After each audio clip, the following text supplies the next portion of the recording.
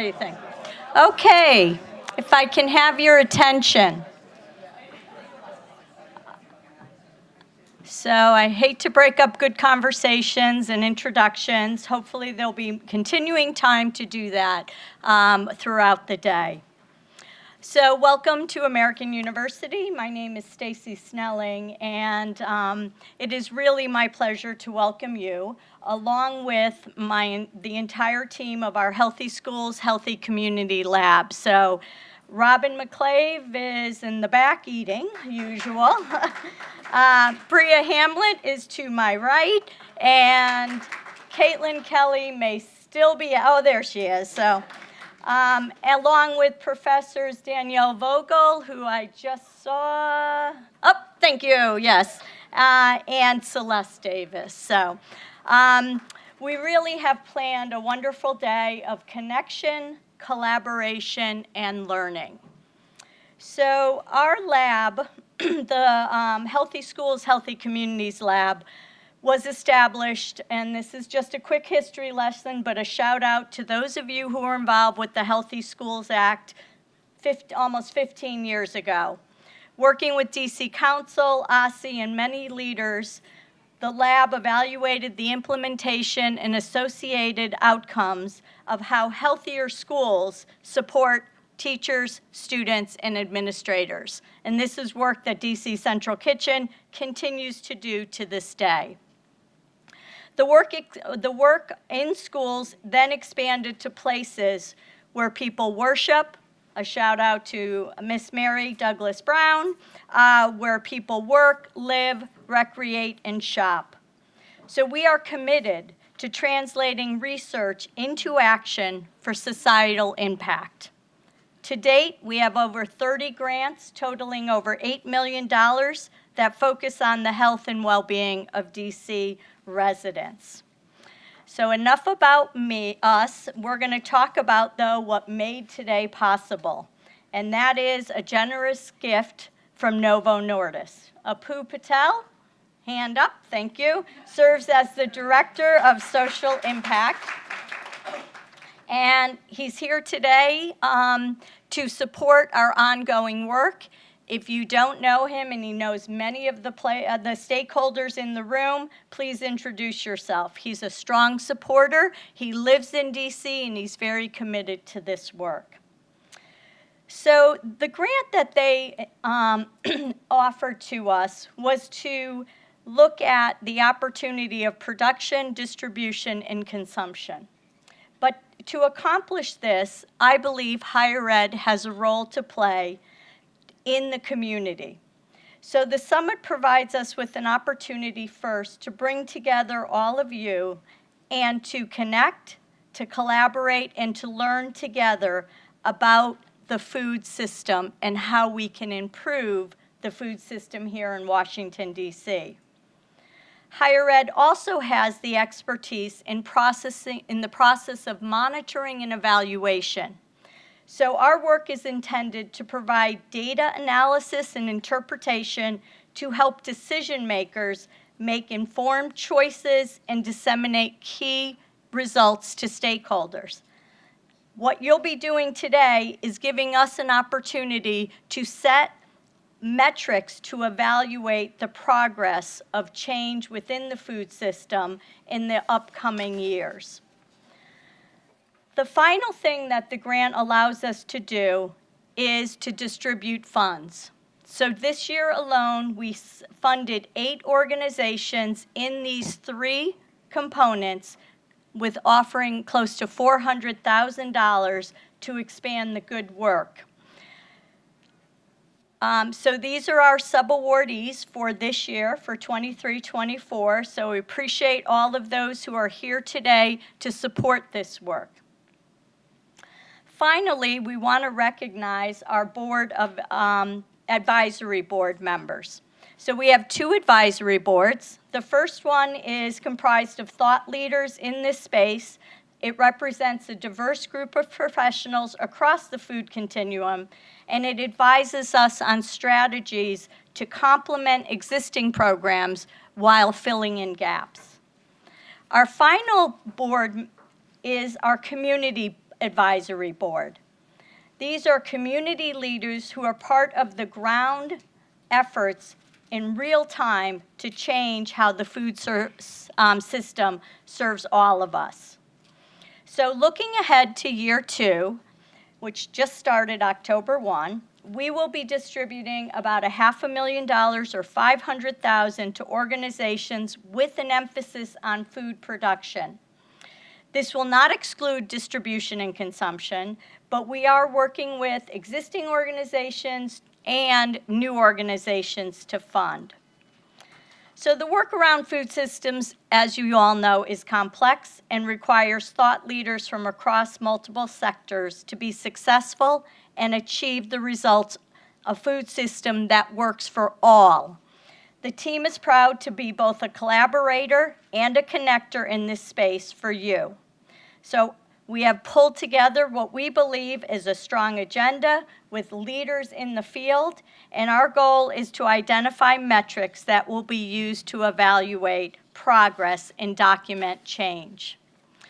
So today, Councilmember Zachary Parker has submitted a personal pre-recorded video, so I always do like the engagement of key stakeholders from DC government. So Councilmember Parker currently serves as a member of DC Council, representing Ward 5 since January of 2023. He started his work in public service and being on the State Board of Education, and rose in 2021 to serve as president of the board. Councilmember Parker's vision, as you will hear, is for neighbors to have a shared quality of life in thriving, healthy communities, regardless of their zip code. So if all works, I can do this. Hi, I'm Councilmember Zachary Parker, and I represent Ward 5 on the DC Council. I'm excited that stakeholders from across our region are coming together to talk about how to build a more resilient food system. For us here in the district, that started with a plan, our Sustainable DC 2.0 plan, where we declared that every resident, regardless of their background or their zip code, deserve quality, nutritious food. We realized, though, that that is not the reality for so many of our residents, namely those in Wards 5, 7, and 8. There is so much work happening from government to community organizations to individuals that are pitching in. On the council, just last year, we implemented Give SNAP a Raise, where we decided that we were going to enhance SNAP benefits after the federal government ended the subsidy following the pandemic. The reality is more than 50% of residents that are receiving SNAP benefits are Black or Latino here in the district. And more than a third of our population are in fact receiving SNAP benefits. So when we talk about food resiliency, we also have to talk about access to food. And we have a lot of work to do there. There are a number of community organizations that are doing great work. I have an opportunity and the privilege of representing on the Council of Governments Farm Committee, where I interface with government partners across our region. But here in the district, organizations like FRESHFARM are interfacing with our young people every day in our schools. Organizations like Dreaming Out Loud are literally building food systems from the ground up, and we could not reach our goals without them. And the last in this trifecta, if you will, are the individuals that are pitching in to build a better DC. I'm thinking about neighbors in Ward 5 at the Langdon Patch who saw opportunity with overgrown forest land and decided to pitch in, roll up their sleeves, and help build and nurture the land so that it gives back to all of us. The reality is there is so much more to do in order for us to reach that goal that every neighbor, regardless of their background or zip code, has access to food. 3 areas that I'm hyper-focused on is our supply chain, where our food comes from. COVID revealed for us the vulnerability that our city and our region faces because the majority of our food comes outside of our region. The second, our economics and access to food. We have a number of food deserts across across our city, namely in the areas of wards 5, 7, and 8, where those are predominantly Black communities. And so when we talk about resiliency, we have to anchor that around equity. And the last is around interfacing and interchanging information, making sure that there are strong pipelines coming from our farm communities outside of the district into our garden and farm communities and urban agricultural hubs here in the district. I think by focusing on these three areas, by the great work of stakeholders like yourself, we will reach that goal.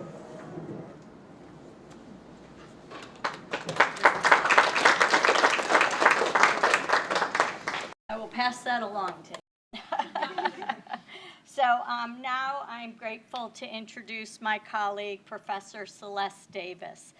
Celeste is a faculty member here in the American University in our Department of Health Studies. Her work is a mix of public health education, professional development, and strategy and program design in academic, community, and social impact. So currently she is embracing a hyper-local approach to change and serves as our director of our public health scholars. She is our facilitator in chief today, so please welcome Celeste Davis. Thank you all. That just means that you have to listen to everything I tell you to do today.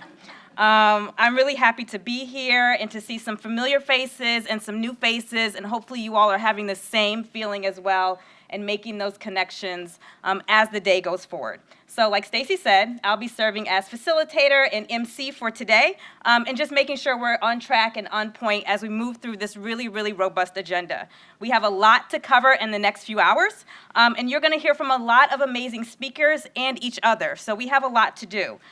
There are copies of this agenda on the table for you, and I'll just give you some highlights of what we're gonna do through the day. First, we're gonna have our keynote right after me, and then we'll have a breakout activity. During lunch, we have a wonderful lunch panel and another breakout activity, and then we'll have some closing remarks as we move forward through the day.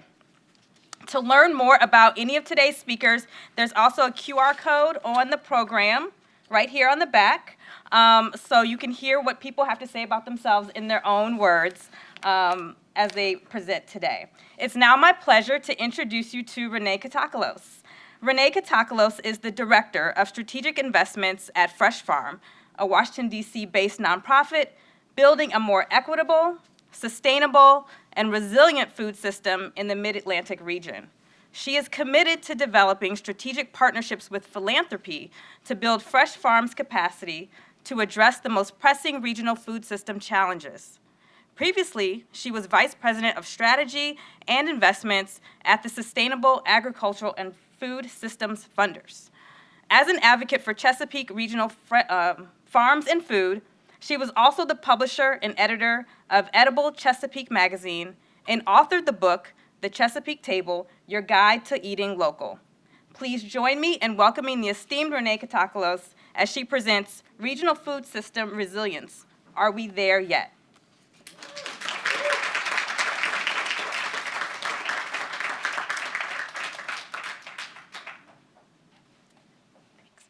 Good morning, everybody, and I would say good morning to the esteemed audience. If I can be called esteemed to stand up here, you all certainly are like extra esteemed. So I wanted to thank you, Professor Davis, for that lovely introduction, and thank you to Dr. Snelling and Professor Danielle Vogel and all of the staff here at the Healthy Schools and Healthy Communities Lab for inviting me to be here this morning. Thank you also to Mr. Patel from Novo Nordisk for being here and being a part of our conversations today. And again, thank you, all of you, for coming out today for the work that you no doubt already do or are committed to doing in support of regional food system resilience here in the Mid-Atlantic. So, as you've heard, I've been involved in the regional food system here in the Mid-Atlantic actually for nearly 20 years. I know some of you pretty well, and I've crossed paths with a lot of others of you here. And the book, The Chesapeake Table, covers a lot of the work that I have done in the regional space. But I'd like to tell you a little bit more about the work that I've done at the national level and how that work kind of connects to what we're doing here regionally and how that informs my framing for today's comments. So in 2005, I actually kind of started this journey myself by doing a personal experiment with local eating, and then combined with what I learned there and with my own background in professional communications and having worked with some of the restaurateurs in DC who at that time were really at the leading edge of local sourcing, and that was Todd and Ellen Gray at Equinox Restaurant and a lot of their projects. I became publisher and editor of Edible Chesapeake magazine, which I published from 2007 through 2009. And at the time that I took that over from its original Baltimore-based publishers, there were about a dozen titles of edible magazines across the country. So this was a brand that had branches all across the country, still does. They're up to about 90 titles around the country now. At the time that I kind of closed that chapter for myself in 2009, there were about 60 edibles being published across the country. So one excellent thing that was about being part of that Edible Communities Network was that we shared our magazines with each other. We sent each other copies of our magazines as they were published. So it was a lot of magazines coming in, for sure. But every time I got a chance to open one of those, I got a chance to see into the regional food scene somewhere else in the country. And I learned a lot from that. It gave me ideas about what to look for here. It also helped me to see like what we might already have had here that was unique to our region. It gave me a kind of a perspective on the challenges we were facing here around the number of jurisdictions that are all in geographic proximity and have to work together to really create a regional food system. And of course, I was the only Black publisher in the group at the time when I started that. And even when I left, there were still only one or two other people of color publishing edibles when there were, close to 60 of them. And at that time here in the region, I often was one of only a few people of color in the regional food system gatherings and local food celebrations at sustainable ag conferences. Farmers markets at that time were still being seen as exclusive, kind of elitist. But there were efforts in our area to start addressing that, to start expanding access in different ways. But what I was noticing as I was seeing that in our region and realizing that there wasn't a lot of coverage of those things is that there also wasn't that coverage in any of the other edibles that had been publishing longer than I had. And many of them were in urban areas that had the same kinds of socioeconomic and racial inequity challenges that we might have had in the DC area.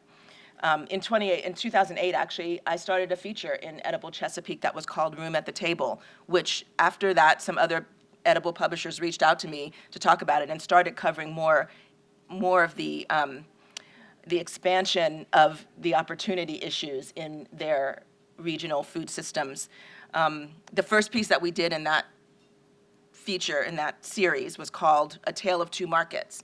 And at the time, it was about the struggles of the Anacostia Farmers Market, which actually would soon close at that time in the form it was in then, and the newly launched Crossroads Farmers Market in Langley Park, which is still going strong.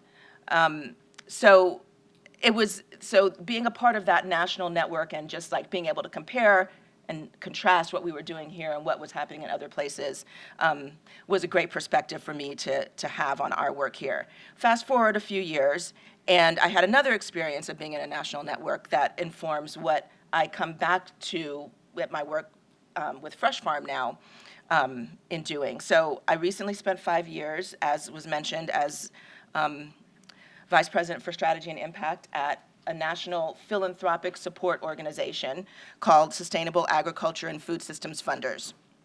That organization is exactly what it sounds like. It is made up of the foundations and some of the government agencies and some of the investors whose money supports a lot of the work that we're doing in regional food systems, whose money supports a lot of the work that a lot of you in this room are doing. So I joined that organization in February 2019. And during my first year there, I heard more than once a phrase that there is no such thing as a philanthropic emergency. Now that may never have been true on the nonprofit side, right? but people said it in the philanthropic world. A year later, though, the views in that space changed as well. Through the pandemic, I did see how groups of funders in different regions were able to come together, huddle up quickly, jump into action in a lot of cases. In other cases, not as much. The regions where funders had been coming together through networks, through convenings, through cohorts, doing things like we're doing here today, beforehand, prior to a pandemic hitting, those regions were most able to recognize the actual philanthropic emergency that was actually upon them and respond quickly and effectively to that. And what else I saw is that funders who had those strong relationships amongst themselves in regions often had relationships with networks of nonprofits and agricultural producers as well. And that helped them to respond more quickly. I could also see on a broad scale the mix of funders in different places and learn more about kind of how funders can work together or kind of cooperatively to fund work if they are kind of aware of each other and connected to each other and really looking at like what pieces of the puzzle they each bring to it. One thing I definitely saw is that our region has fewer private funders and fewer funders that really focus on funding food work than some other regions of the country. So maybe the Northeast or California, the Upper Midwest, Chicago, Detroit area. There are larger concentrations of some of those funders. But I also feel like during the pandemic, the folks, the food systems leaders in this room who were working through that and the funders in this region actually responded pretty darn well compared with the way some other regions in the country, did. We actually had relationships in place that allowed people to come together and make some quick changes and adjustments and figure out how to work through that. So now, though, as that response mode and the additional funding of the pandemic tapers off, now is when the question of resilience in our regional food system really comes into play. So I'm going to come back to what we're here for today. We're here to talk about the regional food system. So I'm going to talk about just food systems and regional food systems for a minute. So this slide up here is a slide that we use at FRESHFARM to talk about the parts that we see in a strong regional food system. Different organizations have various iterations of kind of a cycle like this. You will always find the three major parts that we're going to discuss today in any of these diagrams. So production, the people, processes, and resources that actually produce food, grow it, process it, turn it into value-added products. Distribution, that's the people, processes, and resources that move food from those producers to the consumers. And then consumption, the people who eat, and the processes and resources they need to buy, prepare, and eat food. So the way we approach food in our society and in the world today is a complex proposition. Many of you know that, and there are a lot of reasons for that we don't have the time to go into today. There's a lot of coverage of the problems that our national and global food system perpetuates related to land access and ownership, environmental sustainability, workers' rights and dignity, universal access to healthy food, the financial viability of farming, climate change, and many, many more issues. And relocalizing our food systems is not a silver bullet that's going to solve all of those problems. Our regional food system is still quite complex, and it can be prone to some of the same problems that we see at higher scale as well. It does allow us to shorten the time and the miles and the connections that move food from farm to fork. It becomes complicated, more complicated, some might say in some ways, because when our regional food system is working properly, it's not simply a supply chain, it's a value chain, And this is an important aspect of defining regional food systems. So the geographic region is clearly a key element. And proximity is a part of the equation in pretty much any definition of a regional food system. Here in the Mid-Atlantic, the regional food system is usually defined by some kind of radius between 100 and 200 miles from DC or maybe from Baltimore. For today's conversation, DC is the center of this radius because this is where the most people are. This is where the people are who need to eat. And very few of those people have the means to grow or produce more than a fraction of their own food needs. So the proximity of urban and rural communities, the miles the food travels, how close consumers are to the source of their food, the ability to know your farmer, these are all elements of proximity in regional food systems. But there's more. If proximity alone were enough, we could check off the Eat Local box every time we eat Purdue chicken, mass market fried chicken at a fast food takeout place. So so much chicken is factory farmed on the Delmarva Peninsula, which is within our geographic proximity. So other values-based elements come into play when we define regional food systems as well.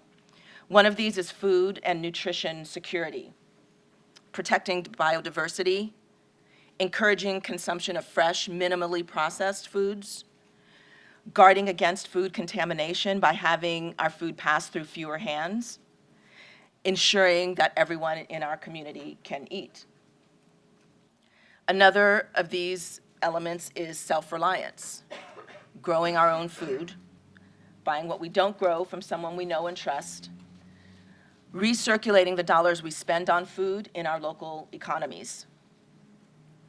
And sustainability is another important element, reducing fossil fuel consumption, and not only by reducing food miles, but by encouraging sustainable growing methods that reduce the use of petrochemical-derived fertilizers and pesticides, conserving and building healthier soils for more nutritious food, managing the long-term health of our waterways and our air and our own human bodies, and creating sustainable livelihoods for farmers and food producers.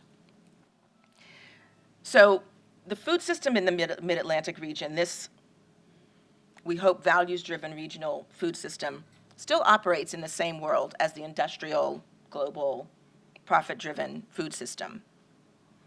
But these values are important in distinguishing those things because they're going to operate concurrently for the foreseeable future. We're not going to get rid of the food system that we have now. But we can make our regional food system a viable and a desirable alternative that can have transformational effect on many aspects of our lives in our region. More choices, more options, more resilience. So to talk about resilience, the dictionary defines it as an ability to recover from or adjust easily to misfortune or change. Lots of times we talk about bouncing back to normal, bouncing back like new, bouncing back from adversity. So regional food system resilience, our ability to bounce back, that's the focus for today. So I'm going to pose my question that I had for you. Regional food system resilience, are we there yet? So, show of hands, how many say yes? How many say no? How many think it's a trick question? It's fine to vote twice. Okay, there's healthy skepticism in this room. And as we go into our discussion of resilience today, I offer my belief that our regional food system, is only as strong or resilient as the people that make it work. The values that I just described, proximity, food and nutrition security, self-reliance, sustainability, these help create resilience in our regional food system because they're grounded in and facilitated by the relationships that we, the people, have with each other. So in 2018, I wrote this in the Chesapeake Table. After a decade of progress, the local food system faces some serious questions about how it continues to grow and mature. Can local farmers achieve financial sustainability while simultaneously expanding access and affordability for consumers? Can we keep the local food system from devolving to include the same patterns of racial, social, economic, and geographic inequity that we are fighting in the industrial food system? Does a local food economy that accounts for 1 or 2% of the food consumed in our region have even the slightest impact? Half a decade on from that, I think the answer to all these questions is yes, if, right? If we continue to build the relationships and the will to give everyone a voice and a say in how the system develops, if we strengthen the connections that make up the network of the regional food system. So let's have one more show of hands, just to kind of get an idea of who's in the room. So as you've heard, we're going to talk in breakouts today in 3 groups around production, distribution, and consumption. So how many people in the room are involved in production as a farmer, a food producer, adjacent to those fields, someone who facilitates that? Okay. Okay, how about those involved in the food distribution sector, the distribution and movement of food around the region? Okay, around the same amount. How many of you are involved in food consumption? I need to see every hand here. Every hand. Okay.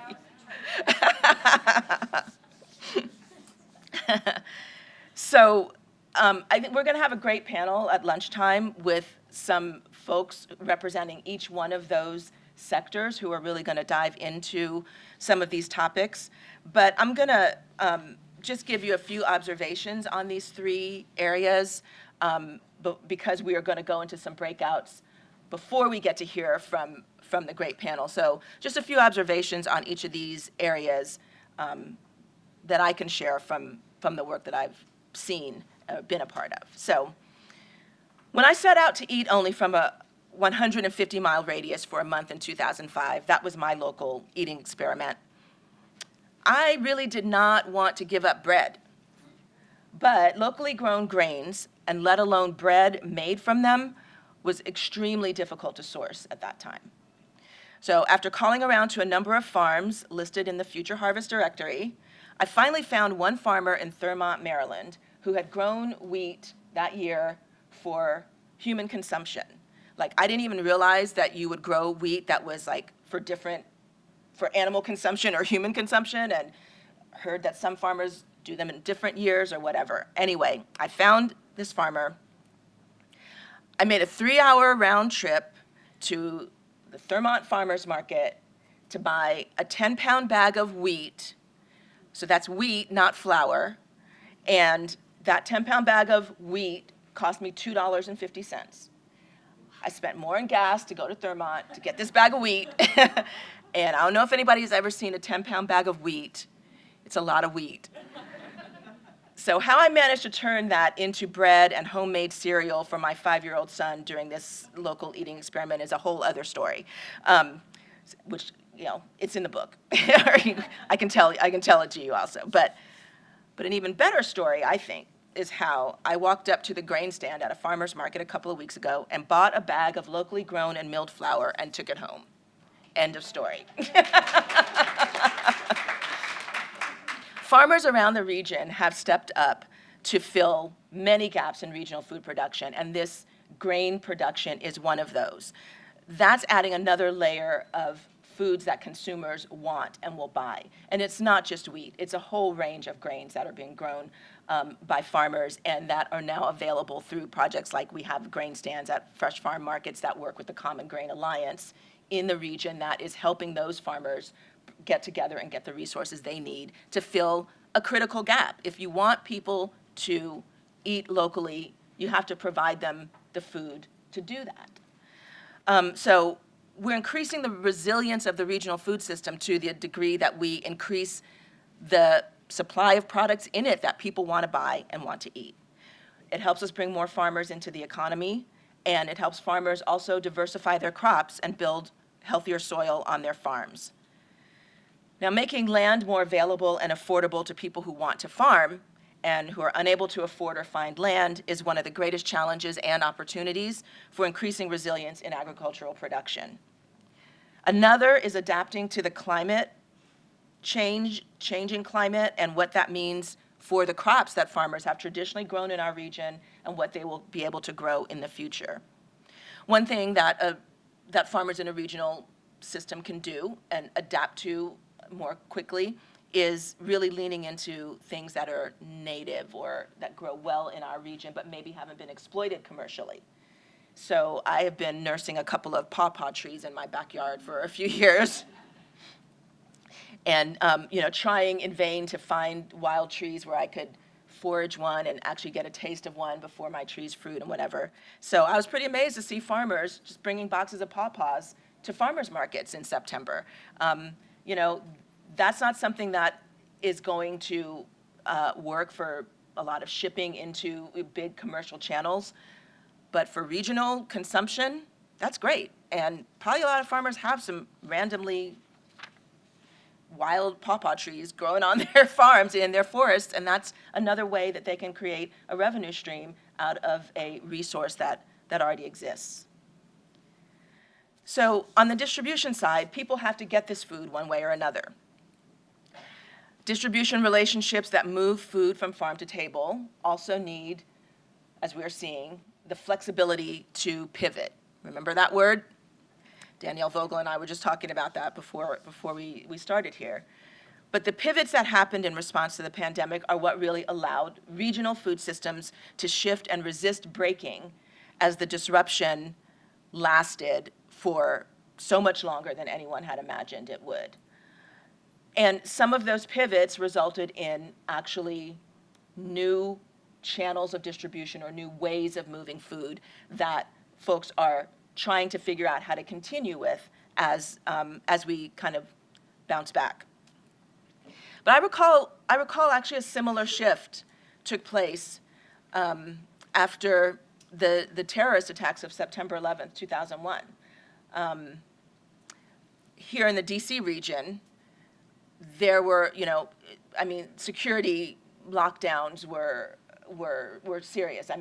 We were in a serious security situation here. Airways were closed, highways were shut down or under, serious restrictions on how they could be used. People became aware of how the long-distance movement of food could be seriously disrupted. And from stories I heard from some farmers who actually at that time kind of shifted their production from trying to sell into grocery stores and to looking at more how do we do CSAs or how do we feed our neighbors who can get to us if the highways are closed. A lot of that contributed to the rapid rise in community-supported agriculture programs in the early 2000s in our region, and probably in other places too. So these disruptions, the pandemic wasn't the first time that kind of a cataclysmic thing has happened, and that we've seen shifts, pivots, that maybe lead to longer-term changes. Throughout the past 20 years, I've heard a lot and seen a lot of folks working to really expand farm to institution and farm to school channels. I think, as Stacey Snelling mentioned earlier, DC schools partnership on school lunch with DC Central Kitchen is a great example and one of those success stories that is out there and continues to grow. We see food hubs working at all scales, variety of scales, from kind of, supplying institutions like institutions of higher education to those supplying community-based organizations in the final mile, in radius of farmers markets happening in communities. And these are important players in aggregating food produced by smaller farmers and helping them get into these wholesale markets where they can reach more consumers. But there are still a lot of gaps between institutional purchasing systems that were actually built for the industrial food supply chain and farmers producing at regional scale. and trying to have this kind of values alignment in the way that they are moving their food. So there's still a lot of room for expansion in that area for sure. On the consumption side, again, we're all in this category. We all eat. And there's a sizable community of loyal local food shoppers in our region.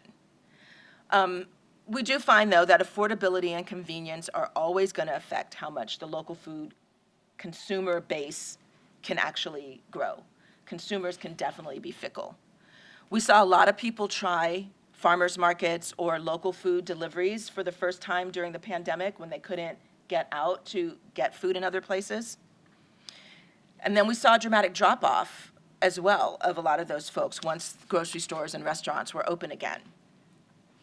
Over the years, we've seen kind of outreach promotions like the Buy Local Challenge and Farmers Market Week, homegrown kind of branding programs, and these have all helped raise consumer awareness of local food.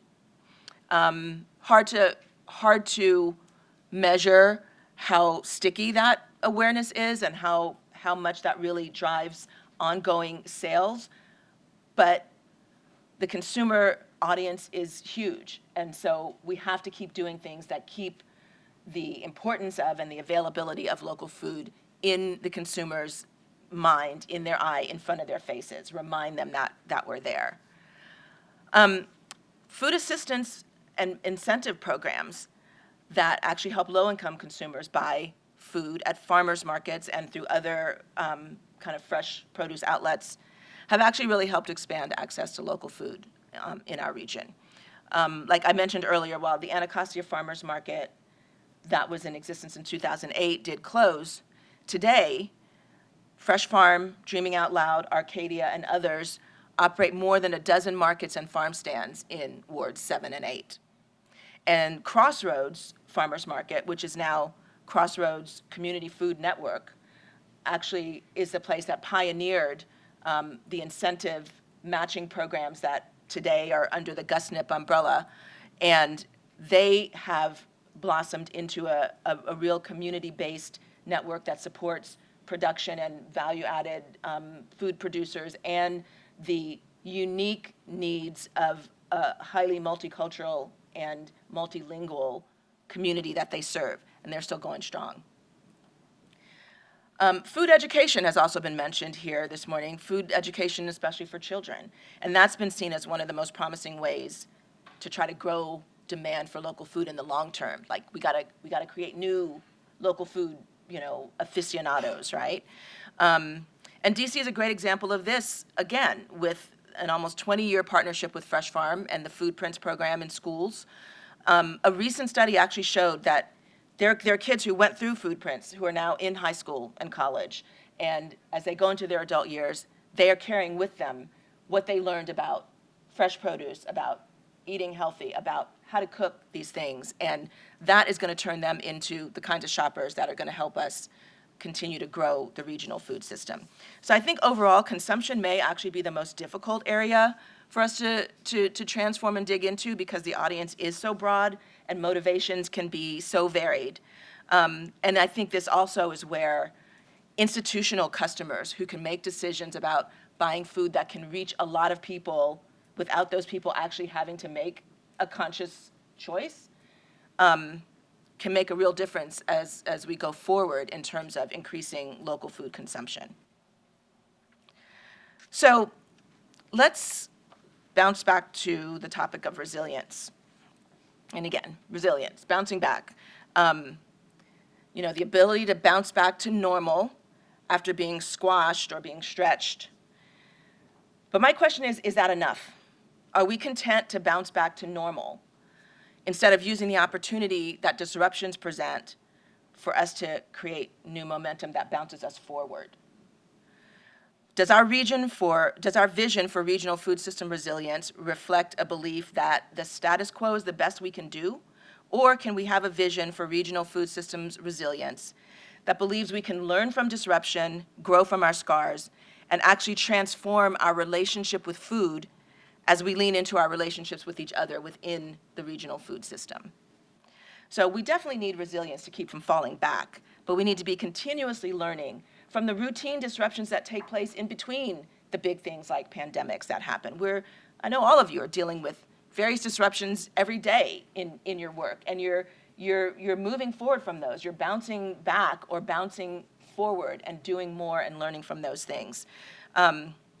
We need to use these disruptions to strengthen our relationships and trust, and to increase the strength of the food system network, to make those bonds tighter and more responsive, so that when we do face a major challenge, that safety net that we've built helps us bounce back, and bounce back from a higher starting point each time. So we can take 2 steps forward for any 1 step back that we take, rather than the other way around. Resilience flows from strength and trust, and change flows from individual actions within strong networks built on trust. We trust each other to do what we say we will. We trust each other to be competent and capable for the part of the work that we've committed to. We trust each other to want the best outcome for the community to which we all belong.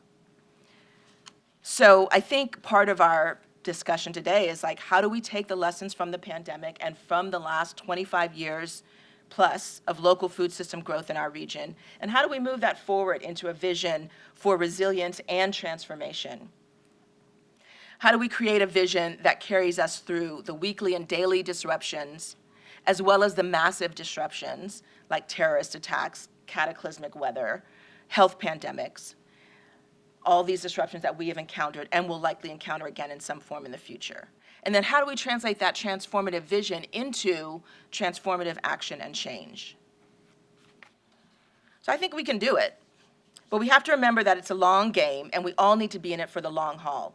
All of us, and that includes those of us funding this work, as well as those of us doing this work, and those of us benefiting from this work in terms of being consumers and needing to support it. So Food Solutions New England is an example that I bring up here because they've been working on this for many years.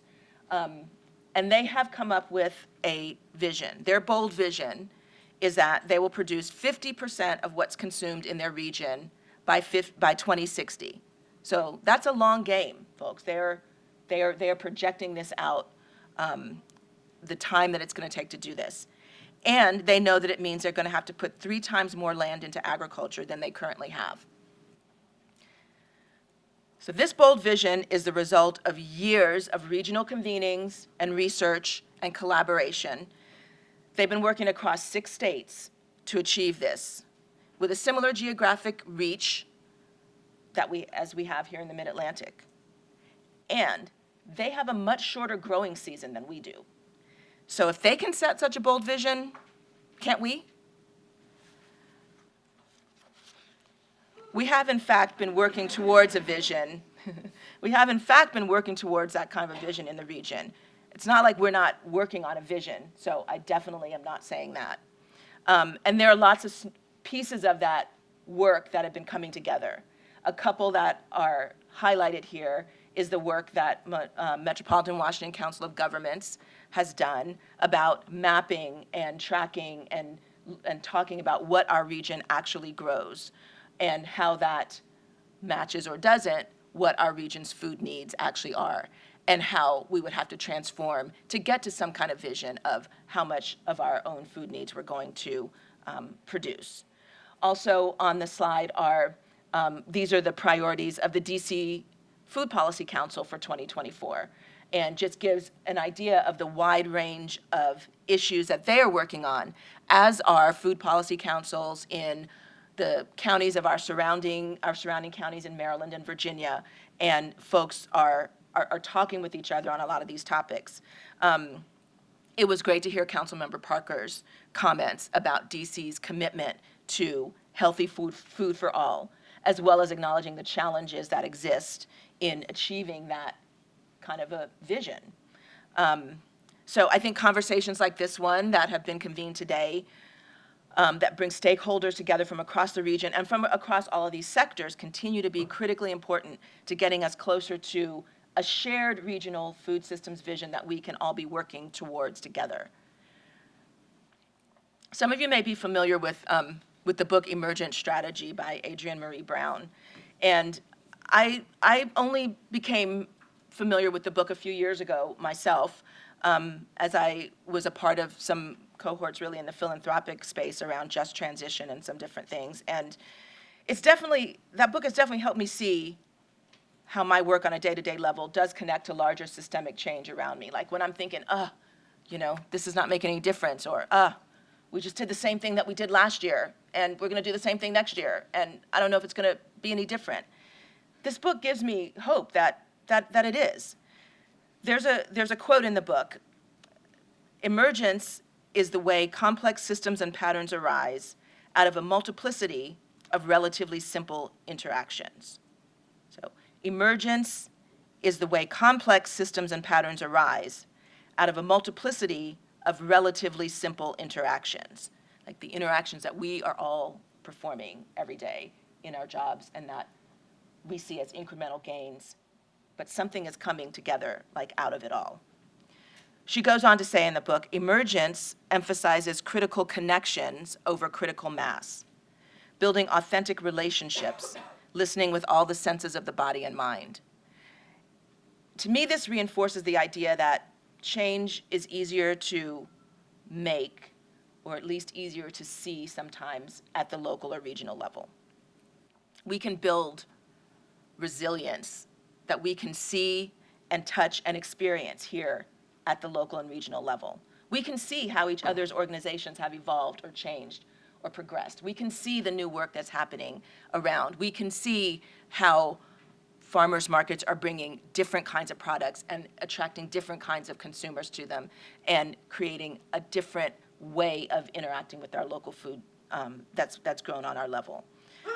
So I think these relationships, it's because we have these relationships we can lean into here at the regional and local level.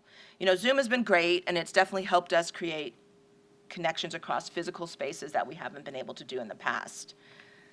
But right now, we are in this room. We're in this room together.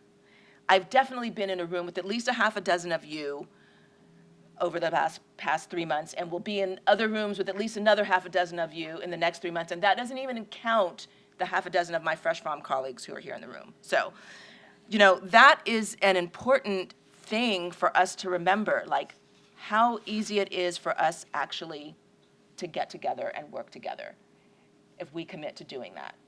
How we can go to each other's programs and places of business and farms and distribution sites and see what's happening and be sparked by seeing something and say, hey, wait a minute, this other thing we're doing over there, maybe that could actually connect with what you're doing here. That kind of stuff, we all know it, that kind of stuff doesn't really happen on Zoom. That kind of stuff happens when you're just like hanging around with someone or walking around or sharing a meal and just talking through what's going on. And the people in this room are decision makers. People in this room are on the ground doing this work or close to this work and can speak to the needs that need to be connected in the region and can make those things happen. And as these little regional changes start to build up, and they'll start to kind of reinforce each other.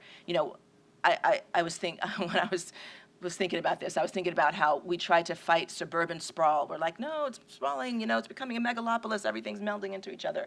I'd like to see that happen in the regional food system, actually. I think that's actually what we're kind of trying to do. Regional food system sprawl, let's make that a thing. So please keep this idea of relationships as the key to resilience in mind as you go through the day today. It's important not just to identify the assets in our food system, but to identify how and through whom they're connected. A warehouse is just a building without people to put food into it, to make a list of what food is there, how to find it, to accept the requests from people who need the food, to go get it off the shelves, pack it up, take it to some other people standing at the door who are going to take it out of the warehouse and take it to the next step. A warehouse becomes an asset to our regional food system because of the people that make it work. So the real key to regional food system resilience is the people who make it happen, right? It's us and so many others who are out there working on these issues and this work right now. When I was talking with Danielle earlier, so Danielle Vogel, for anyone who doesn't know, spent some time in the trenches of our local food world running Glenn's Garden Market groceries during the time that I was doing Edible Chesapeake as well and working on my book. And, you know, we were just talking about the resilience of people within the system to keep working because the issue is important and the work is important and maybe the way we do it might be different. So I think the phrase that comes to mind is what doesn't kill you makes you stronger. I think Danielle would say that about her experience in retail. I could say that about my experience in publishing. But those experiences led into other things that each of us had done, led both of us to be in this room here today, some 10 years or more later, and keep, I think, all of us like connected to what that work is, and helps us to be part of the resilience of the system. So I say let's challenge ourselves not to see resilience or bouncing back to the way we were as the final goal. Let's challenge ourselves to see resilience as a step toward food system transformation, toward a regional system that absorbs shocks and bounces back even stronger and emerges transformed. I offer that resilience is not a destination, but a journey. And I believe that we are on that journey to build a better and stronger regional food system. So I'm going to leave you with this passage from the Chesapeake Table again. These examples all show that conversations and collaborations across all parts of the food system can yield food systems change. It still feels like the gains are incremental, but as more of them pile up, they will clear a wider swath through the existing broken food system. To keep it going, diverse consumers, affluent, low income, and at points in between, urban, suburban, and rural residents of African, European, Latino, Asian, Native American, and mixed heritage, omnivores, carnivores, pescatarians, vegetarians, vegans, and flexitarians, regardless of age, gender, marital status, skin color, or formal schooling, all need to be better educated about and empowered to make choices about the food we buy and eat. We need more farmers working the land, operating many types of farms of different sizes, growing a diversity of crops and livestock, and not just in rural areas. Those farmers need long-term access to land to establish their farms and invest the time and effort needed to nurture healthy soil. We need to make capital available to invest in entrepreneurial local farming and food production. And we need the political will to knock down barriers and build up bridges that allow farmers and farm businesses to exist and flourish. We need to continue making space for conversations that let us talk about differences and also come together over shared meals. The more we foster the people-to-people interactions that have brought the local food movement this far, the better we'll be able to weave all the individual great work taking place over our region into a coherent local food system, one that creates shared value and is driven by shared values. Thank you.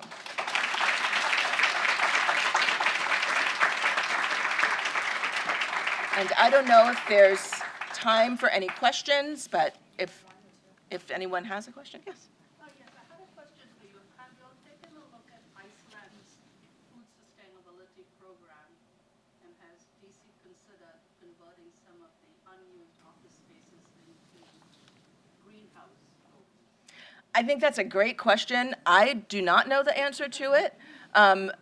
I do believe that there are folks in this room who are members of the DC Food Policy Council, but I think it's a great topic to bring up as we break out and talk about what are some of the opportunities and some of the other models out there that we could look at that could help inform like this work as we're pushing forward a vision. So, yeah, thank you. Iceland's program is very impressive. Yeah. Thank you. Okay, thank you.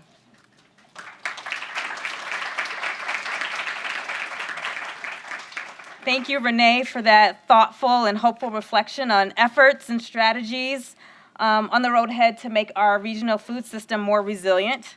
What I heard was, having continuous learning and strengthening our relationships and our networks, which is what we are here to do today, to create our safety net that's built on trust. I did want to add also that Renee dropped a hint about Adrienne Marie Brown's book, Emergent Strategy. It is transformative for anybody who is an activist and in advocacy work. She has a whole emergent strategy series of books that is really thoughtful and motivational, with also tools in order to facilitate this type of work. So I just want to plug that there. I'm not getting paid to do that. Okay, so now we're going to have our book giveaway for Renee's book, The Chesapeake Table, Your Guide to Eating Local. Yay, people are excited. Okay. We have more in store later today. So I have Matthew Quirfeld, Grace Leatherman, Ayanna Wells, Jack Ewart, and Chase Goldston. And you can pick those up at the registration table. Yay, congratulations. All right, it is 11:11, so we're going to give you 10 minutes to refill your beverages, take a bio break, and I'll see you back here at 11:21. You have exactly 10 minutes. All right.